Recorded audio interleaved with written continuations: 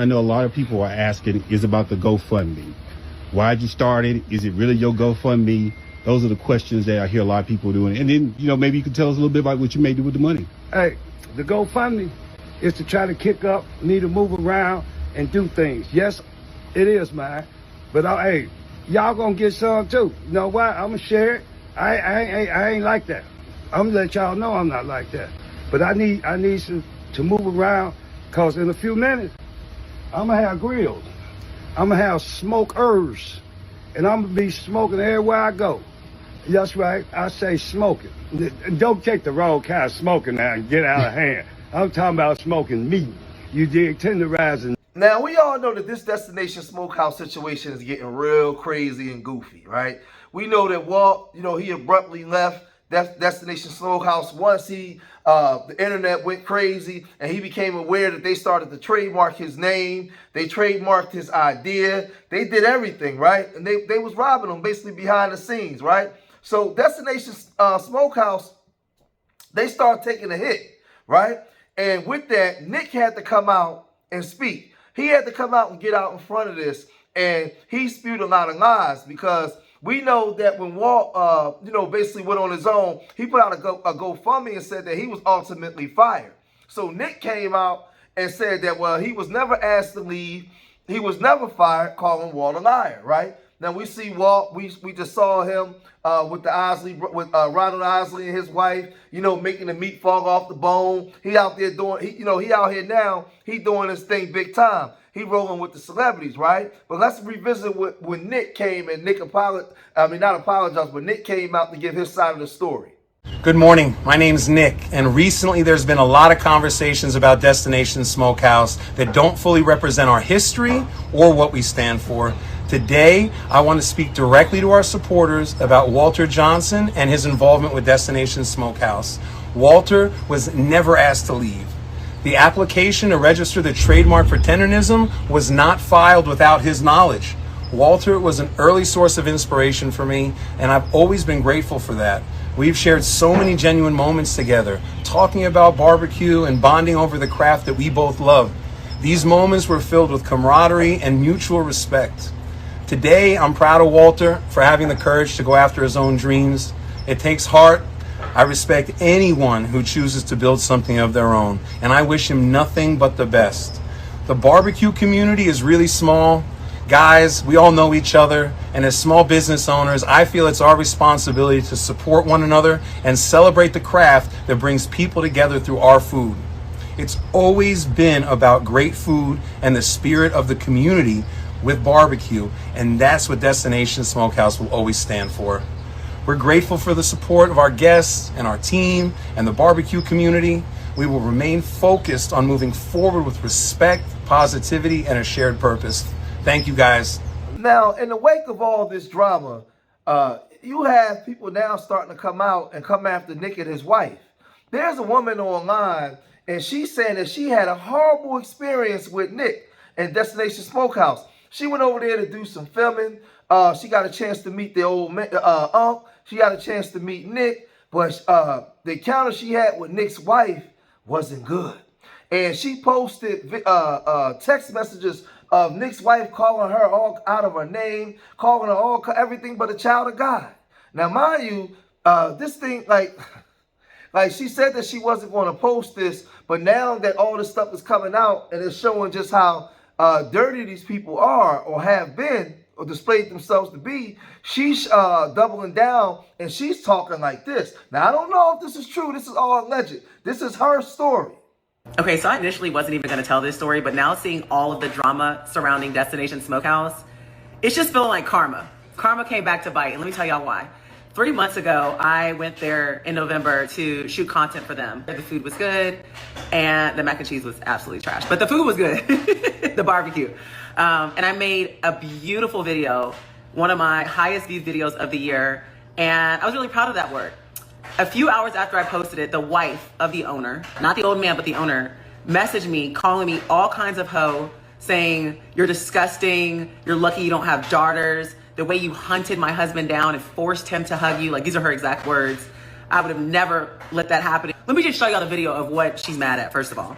Driving 2 hours for a barbecue is about as insane as me hanging out this window, but I can't take it no more. Let's see what all the hype's about. When we pulled up to Destination Smokehouse, the line was down the block, but thank God the owner spotted me and told us to come around back. I hopped that ledge so fast and immediately spotted the man, the myth, the legend, Mr. Tendernism himself. And so the backstory was the owner invited me. He also told me to come around back. He didn't want me waiting in that line. So when I climbed over the ledge, he briefly hugged me like everybody else did and never saw the guy again. I never had any more interactions with him. That was it. And so the fact that she turned that into me hunting down and forcing myself on her husband and saying that I'm a hoe and all these other things was just so, first of all, incredibly vile and unprofessional. But two, I'm like, where is this coming from? And I approached him and sent him the messages that she had sent me.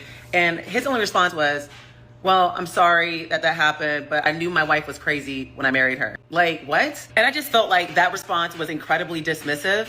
I also tried to take the highest road and get on the phone with the lady and try to understand her. Like, how can you even put your own business name on the line by talking to a patron like this in this way and then being dumb enough to leave a paper trail by sending me these really disgusting, rude messages in my DM. But ultimately, we never spoke on the phone, even though I tried to reach out. And y'all know me. If any of y'all know me, like how I normally would respond like 10 years ago, if y'all see me on The Real World or The Challenge or whatever, but like I have matured a lot.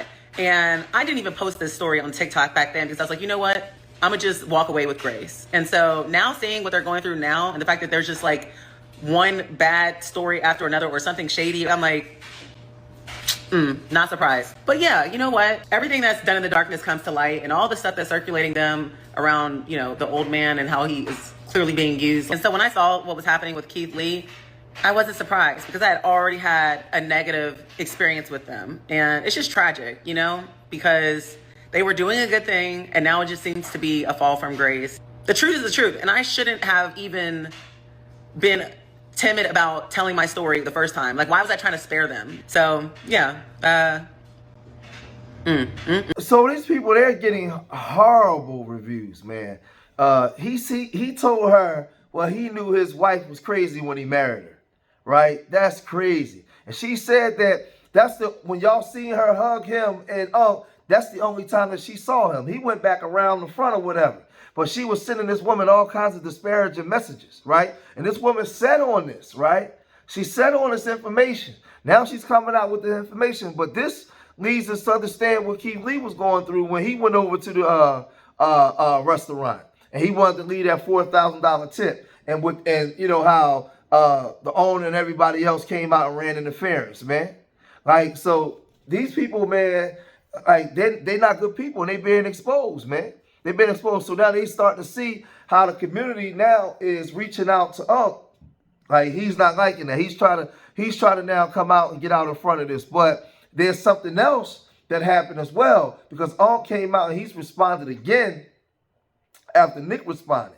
And but let's first look at the issue on what started this whole thing in the first place. Walter is what initially made me want to go because his energy was infectious. His energy to me immediately reminded me of an uncle. Yeah, and man. You can't fake that. So it's like we were saying earlier, it's one thing to be able to turn it on and turn it off. But us, we know what it is and what it ain't. And when we got there, we went, I always have my family go in first to get the customer service experience because, again, it could be different if I go in.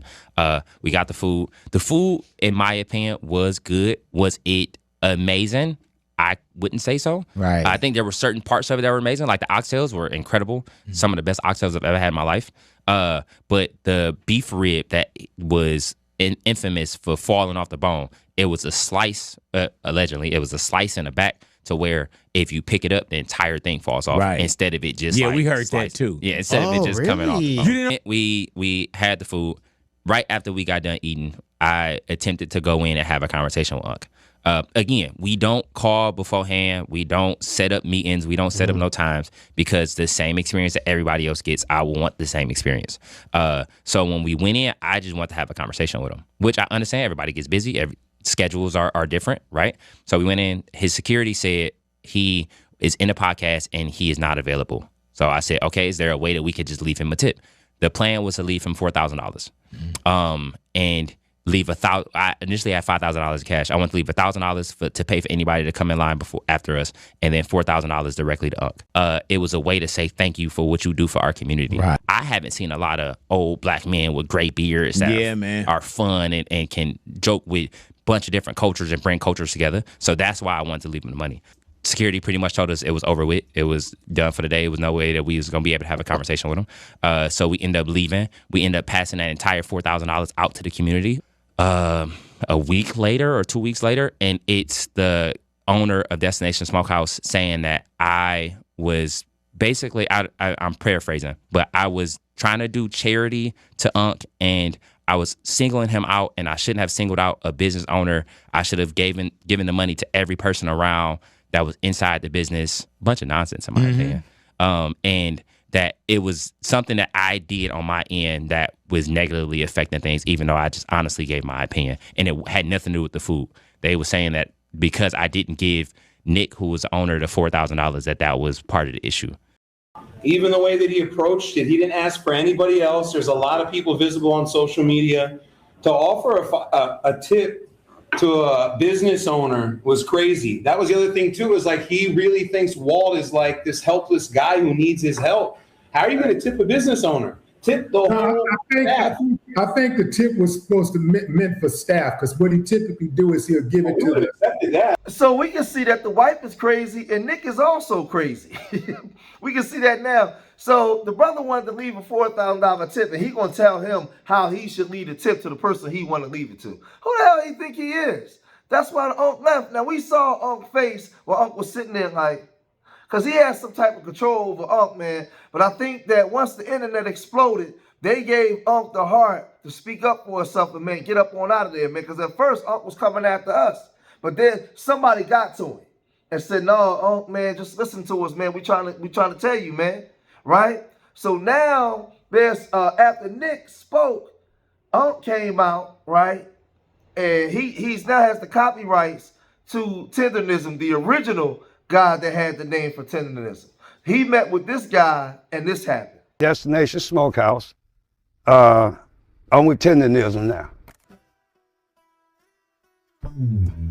Here I am today. Attorney Harris reached out, talked to me. We have a meeting. He's the original owner of Tendernism under the Trademark. And today, he said, well, I'm gonna get the trademark to you.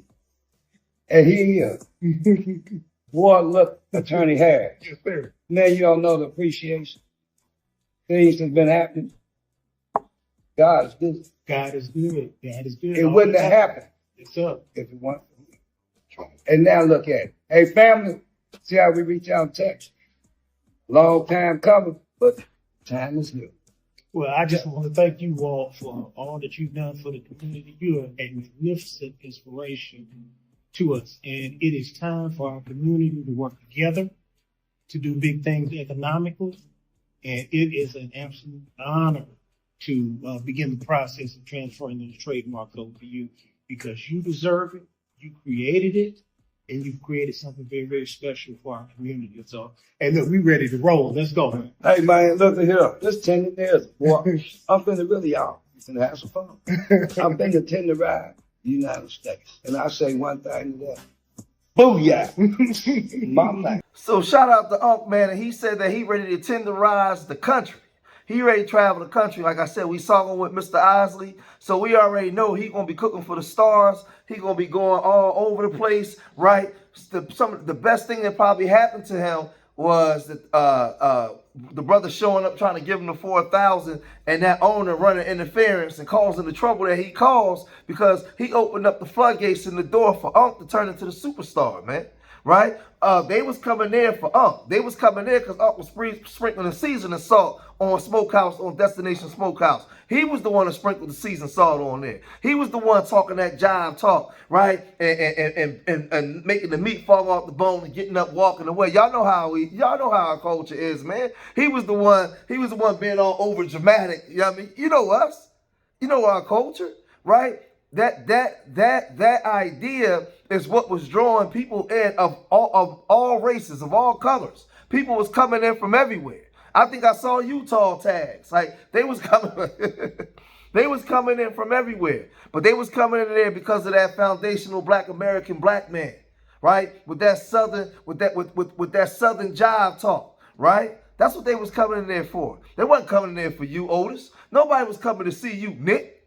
All you had to do was stay behind closed doors, stay off the cameras, do fair business, and y'all still be getting rich together, man. But that's on you. But y'all gotta let me know what y'all think, man. If you made it this far in the video, hit that like button, subscribe to Street Media TV, leave your comments in the comment section. Remember, I love y'all. Till the next time, peace.